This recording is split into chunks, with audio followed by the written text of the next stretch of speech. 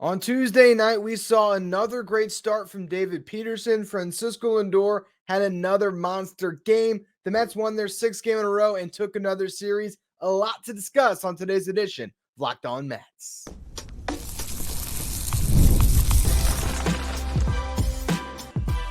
You are Locked On Mets, your daily New York Mets podcast. Part of the Locked On Podcast Network, your team every day. Hello to all you amazing Mets fans. You're watching Locked On Mets, part of the Locked On Podcast Network, your team every day. I'm your host, Ryan Finkelstein. If you want to find any of my work, follow me on X at Finkelstein Ryan. You can also find some of my writing at justbaseball.com, where I work as the managing editor. Today's episode is brought to you by GameTime. Download the GameTime app, create an account, and use the code LOCKEDONMLB for $20 off your first purchase.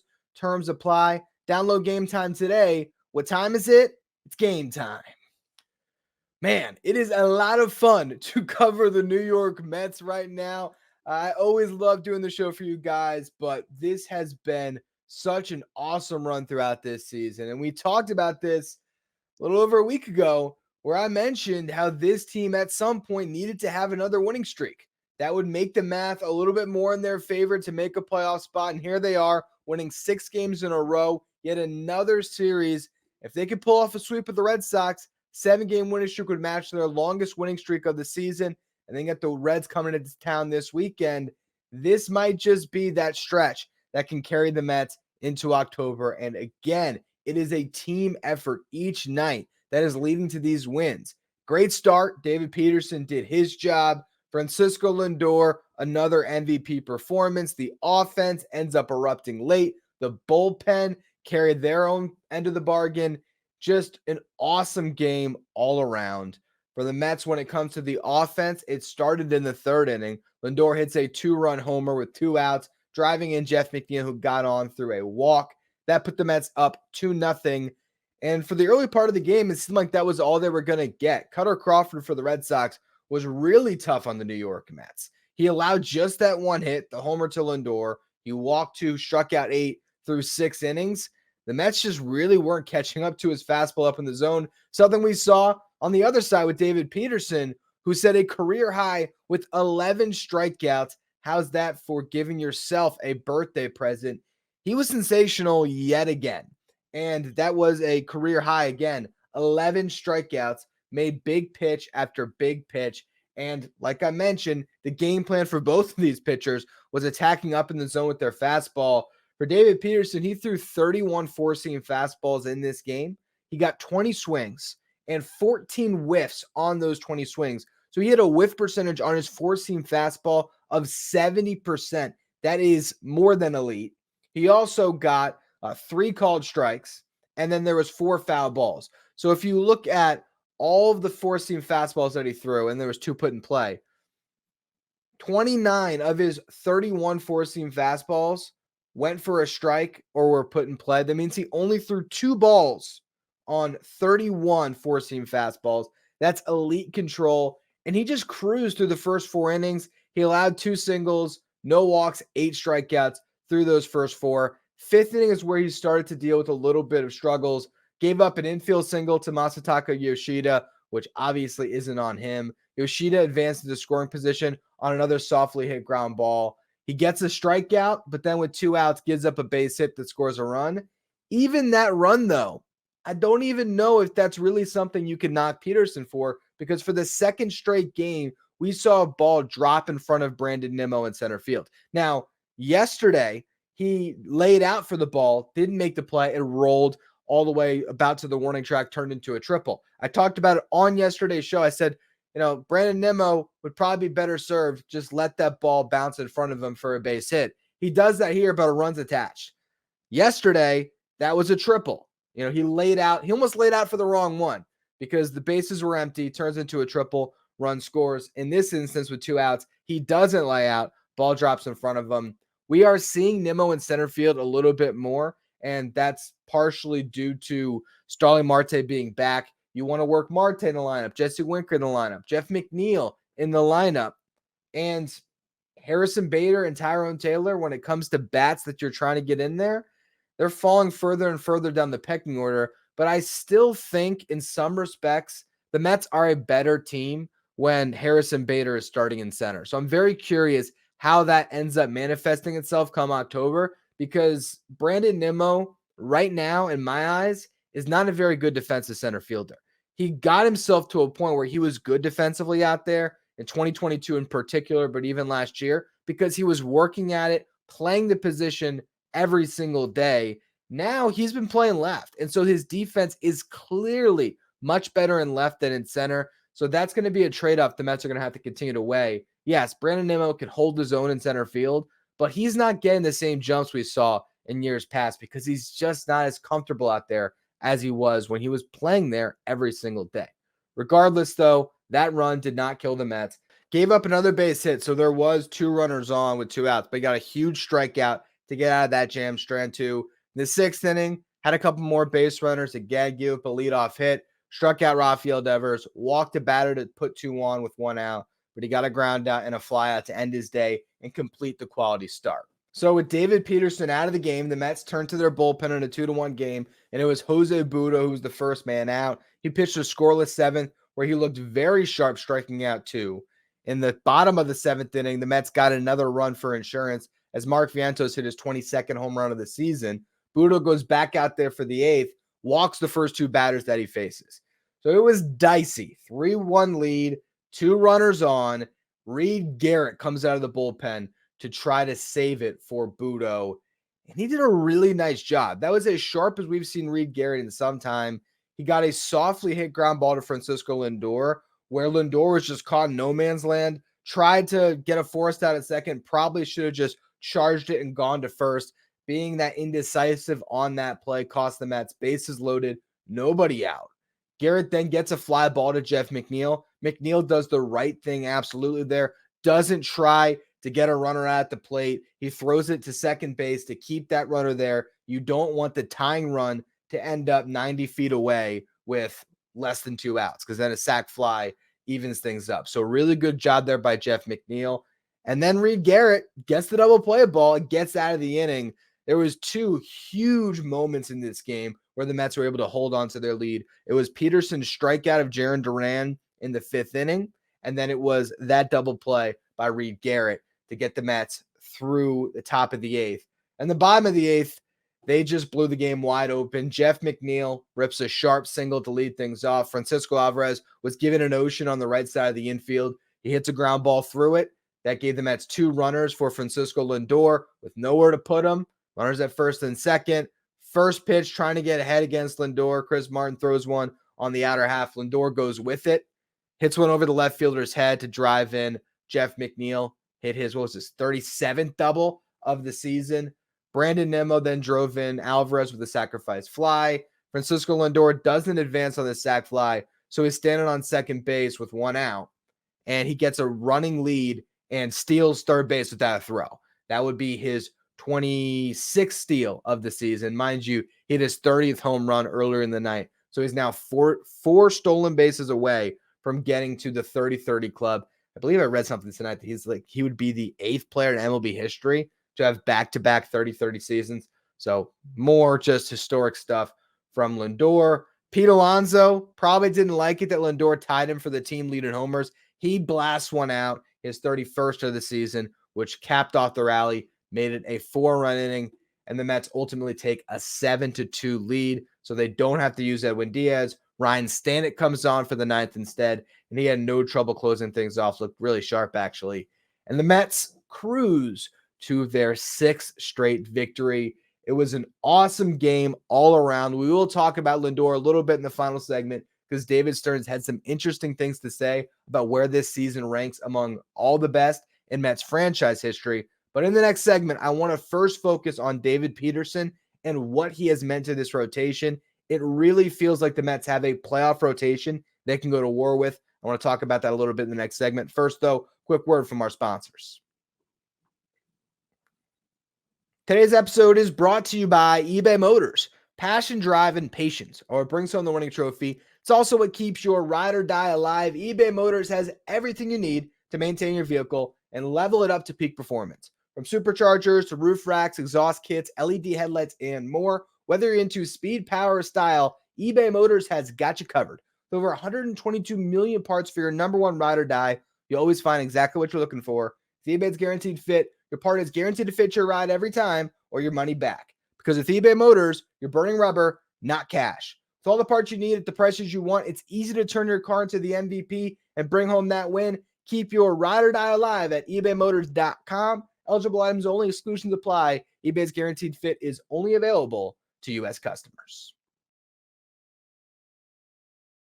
If you're an everyday listener to the show, make sure you become a Locked On Mets insider. This is our texting service where you get updates from me anytime news breaks in the Mets. You can ask me questions anytime. You can also take part in our Locked On Mets signed photo giveaways, and you can get the lineup graphics sent to your phone each day so you know who's in the starting lineup without ever having to go on social media. If you want to be a Locked On Mets insider, find a link in the episode description.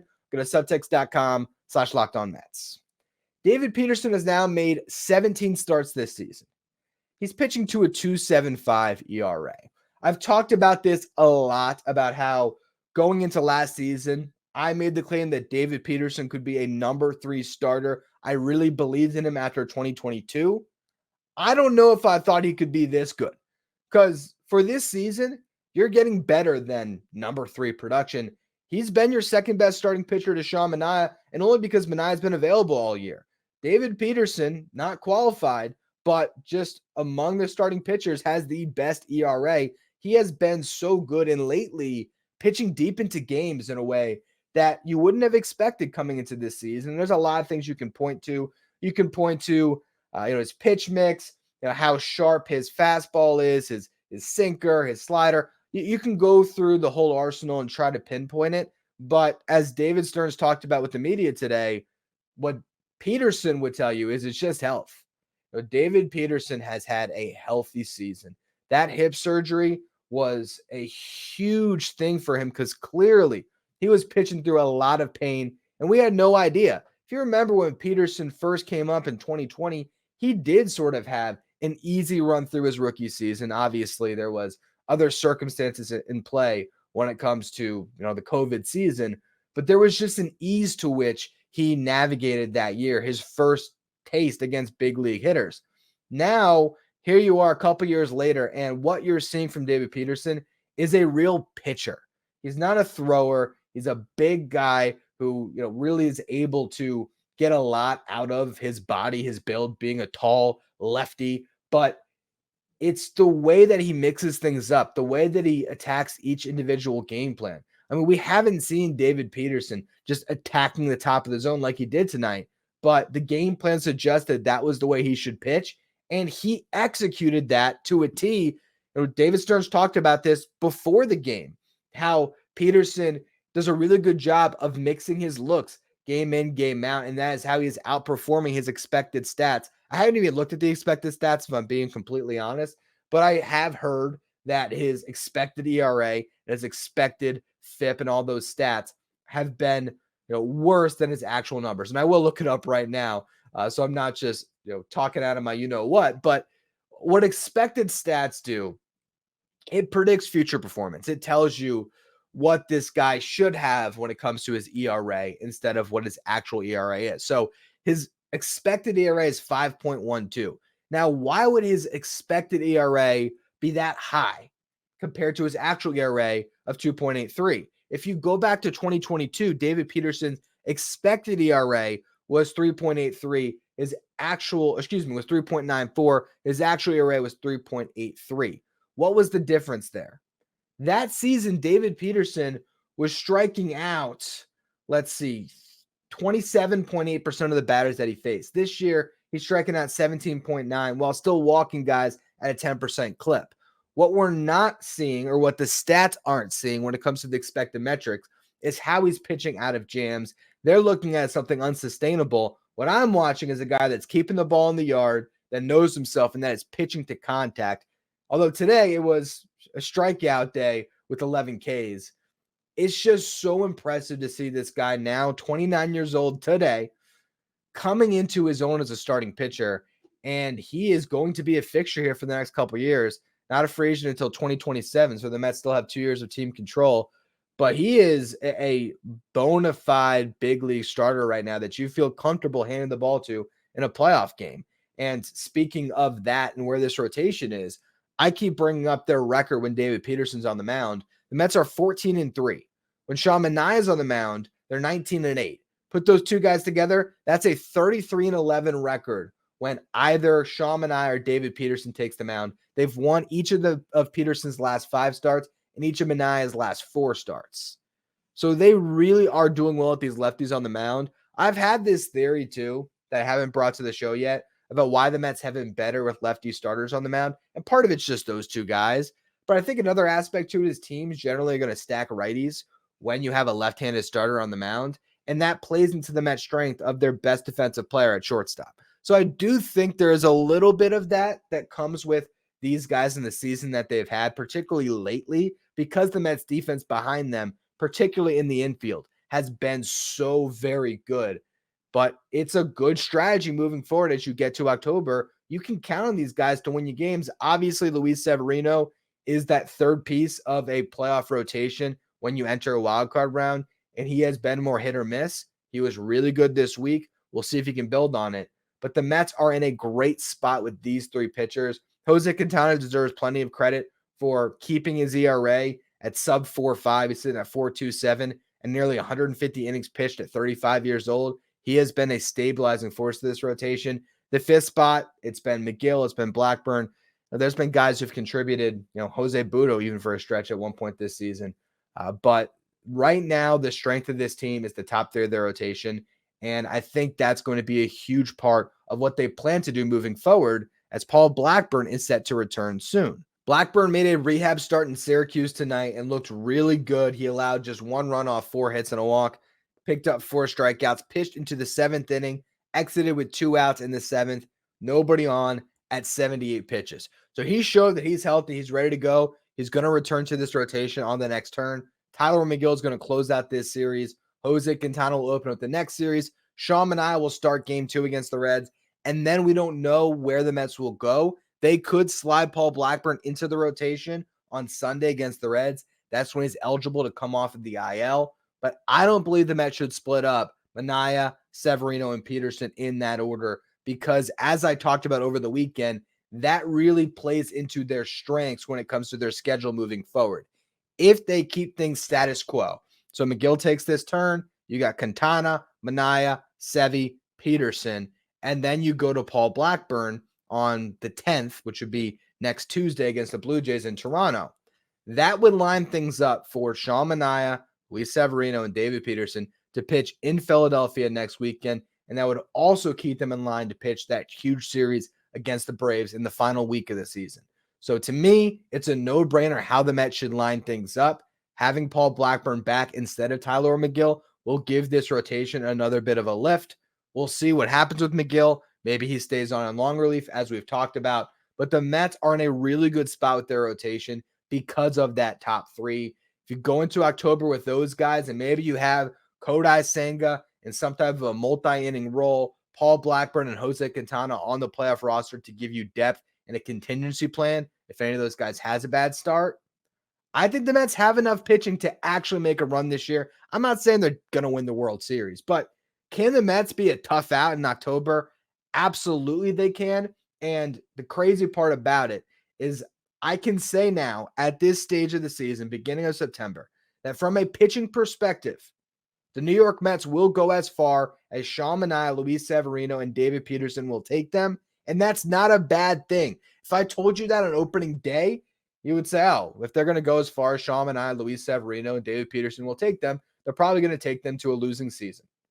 Well, that's not how things have shaked out.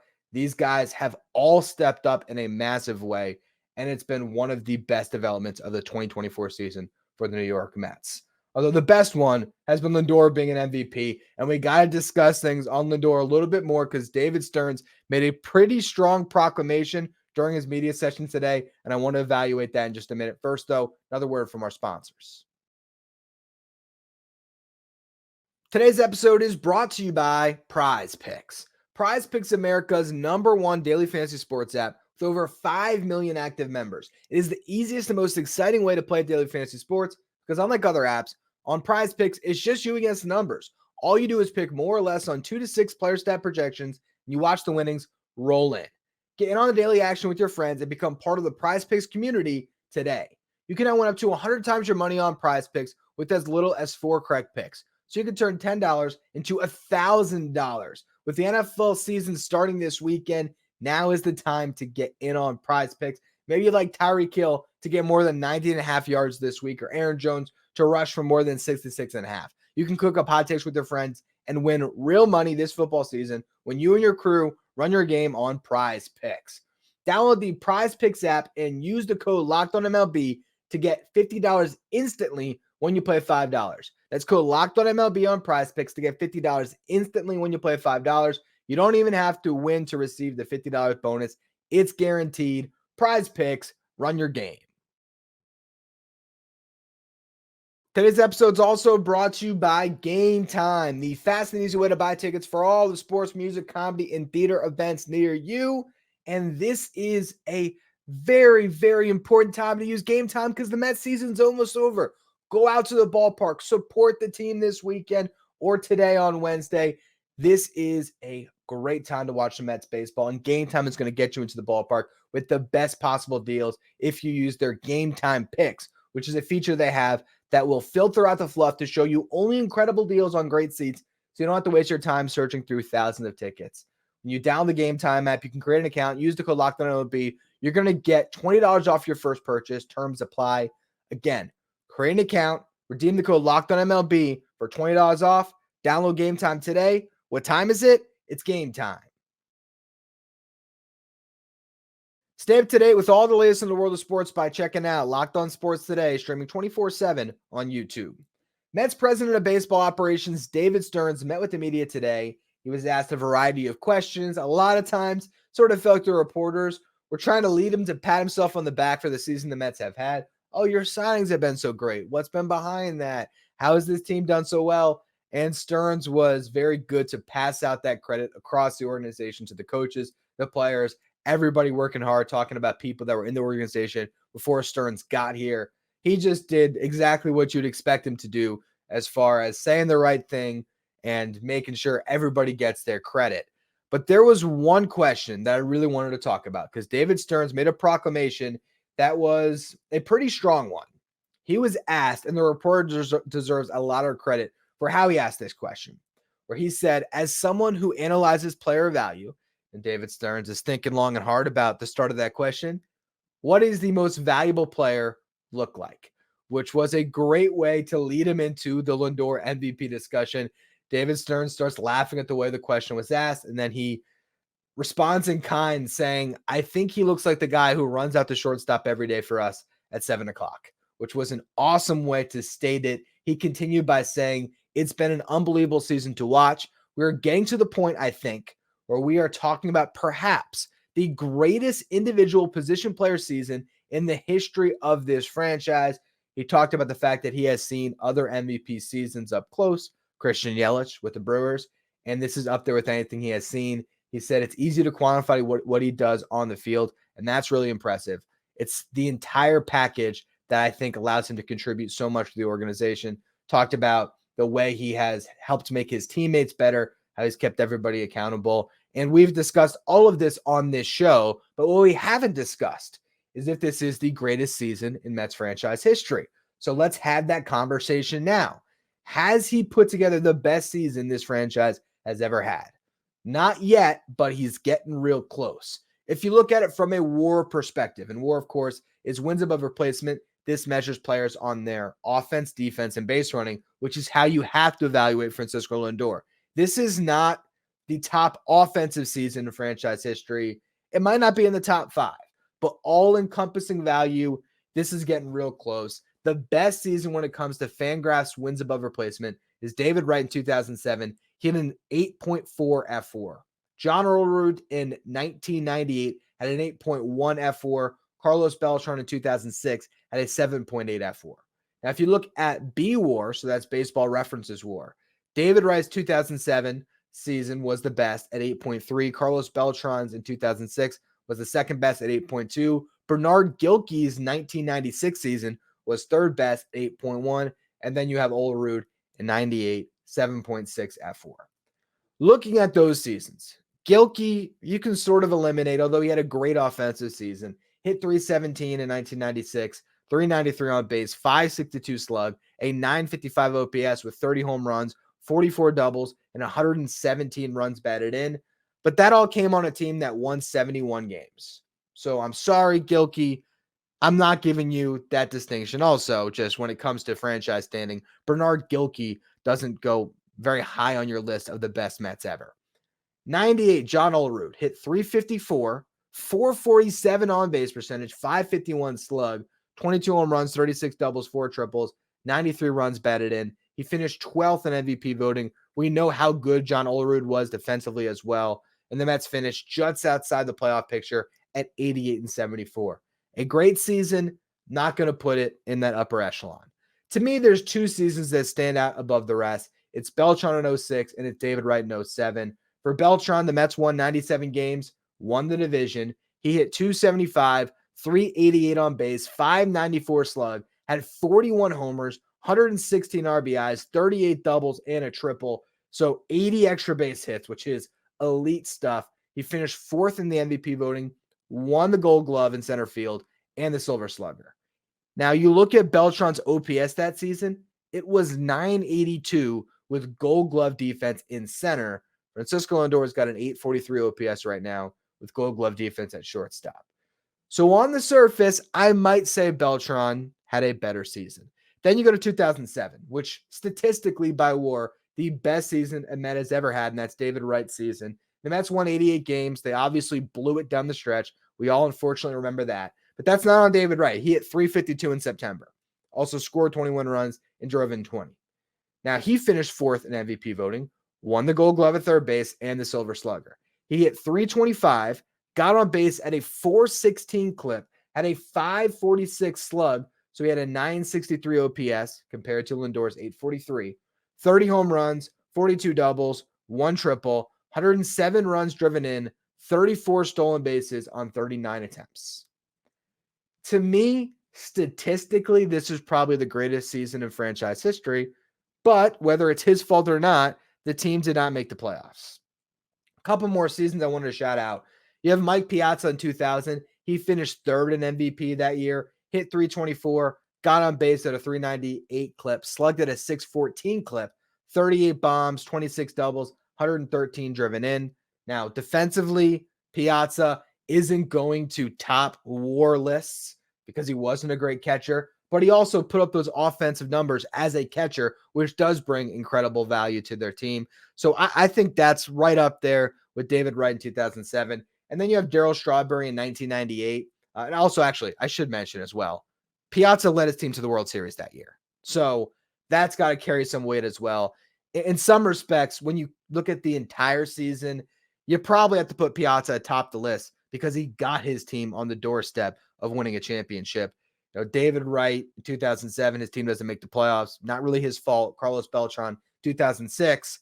Unfortunately, he had the strikeout that ended that season, which erases the fact that I believe he homered in that game and was unbelievable in that playoff series against the Cardinals outside of the strikeout we all remember. Now you go to 1988. Again, Darryl Strawberry finished runner-up in MVP to Kirk Gibson. I look back at the stats. Straw probably should have won it. He hit 39 home runs to Gibson's 25, drove in 25 more runs, 101 runs driven in, paced him in OPS by 50 points. But this was a time in history where we weren't focused on OPS. We were focused on batting average, and Gibson had a 290 average, Darryl Strawberry 269. When you look at it all, I really believe it comes down to Wright and Beltran or Piazza as the best single seasons in franchise history. And one thing you could say about David Wright and Carlos Beltran, they had each other for those 2 years. 2006, David Wright drove in 116 runs and was an all-star, finished in the top 10 in MVP. 2007, Beltran finished, I think, 12th, but he had 33 home runs, 112 runs driven in. So those guys had a teammate that was right there with them. Francisco Lindor doesn't have that right now. And I think when you really look at all the different factors, and maybe I'm just so much in the thick of it, having recorded a podcast every single day, literally for months now during this season, it's hard for me to separate myself from what I'm watching right now and say anything is better than what Lindor is doing. And that's because I have seen firsthand not only his play offensively and defensively, but I've watched every single media session that he's had this year, how he's handled that element of playing in New York, what he did with this club at the end of May as a leader, how we've seen his impact on a young player like a Mark Vientos. We see him encouraging pitchers from the shortstop position. There's just so much that goes into Lindor's value that isn't just measured in box scores and stat sheets. So I look at it and I would say if the Mets make the playoffs, and even better if they make a run, this is going to be the best season any Met has ever had, or it's at least on the Mount Rushmore. It's right up there. But here's the other component of where he's at right now that I think will weigh into the MVP finish and also just the way we remember his season. Lindor's stats get weighed down due to his bad start. Now, there's two sides of the argument. There's some that say, well, you can't just ignore the bad start. What are you talking about? That's part of the season. And rightfully so to some respects. I look at a Mets team that went from, 11 games under to now 11 games over. The way they have played over this 3+ month stretch has been spectacular, and that has been led by Francisco Lindor, and he has gotten better month over month. And I think that is a testament to what baseball is as a sport. It is a marathon. And the fact that this guy with hard work could make adjustments on his game, go from his lowest of lows with how he started the season, where it was a struggle to stay above the Mendoza line in May, and turn that into an MVP season, it almost makes the final numbers even more impressive because he got through that rough start. And the last point I'll make on this is something I failed to mention on yesterday's show. Francisco Lindor is on a 32-game on-base streak now. He's 15 away from passing John Olerud for the longest streak in franchise history. Now, for Olerud, that was 2 seasons. It was 98 continuing into 99. There's been a lot of those streaks from one season carrying into the other. Pete Alonso actually has the longest on-base streak in franchise history back in his rookie season 2019 of 34 games. So Lindor could pass him up this week if he keeps this streak alive. What if Lindor keeps this streak alive for the rest of the season? That would be a 55-game on-base streak. Now, that's a lot of pressure to put on him. But the way this guy's locked, you can't count that out. And I almost think that is one notch in his MVP resume that he needs to have come in. Because if he can do that, and you're going to look at a Mets team that over this stretch run was able to make it into the playoffs, if that happens, voters are going to look at a streak like that, and those are the things that wow them. But people get blown away, as I talked about in yesterday's show, by the numbers. What's historic? What needs to be honored? That's a component that Lindor could have here that's going to prove that despite whatever home run total Ohtani lands on, however many stolen bases he gets to, Francisco Lindor was the most locked-in player in the National League when the games mattered the most and did the most for his team for winning. It's been an awesome season, and it's a story that we will continue to cover on Locked On Mets every single notch that he adds to his MVP resume. We're going to break it all down here. But David Stearns made a pretty strong statement today saying it could be the best season in franchise history. Now it's up Lindor to do it. If Lindor plays at the level that he's been at for the last couple of weeks, and he can continue that for the final 3.5 weeks of this season, it's probably going to be there. And he might just steal this MVP from Shohei Ohtani and become the first Met ever to win the MVP, which by definition would make this the greatest season a Met has ever had. Anyway, that's going to be all for today's edition of Locked On Mets. On tomorrow's show, I will break down the final game of this series against the Red Sox and get into some other fun stuff. Make sure if you're listening on the audio side, you follow, rate, and review wherever you get your podcasts. If you're watching on YouTube, do me a favor, hit that subscribe button. Our goal is to get to 10,000 subs by the end of the season. So I appreciate all of you who continue to subscribe. You can follow me on X at Finkelstein Ryan. You can follow the show at Locked On Mets. If you want to be a Locked On Mets insider, find a link in the episode description. And thank you for making Locked On Mets your first listen or your first watch every single day. Now for your second watch, head over to YouTube and check out the first ever 24/7 streaming channel. Covers everything in the world of sports. Talking about Locked On Sports today with your local hosts from each team, league-wide hosts from each league. Find Locked On Sports today streaming 24/7 on YouTube.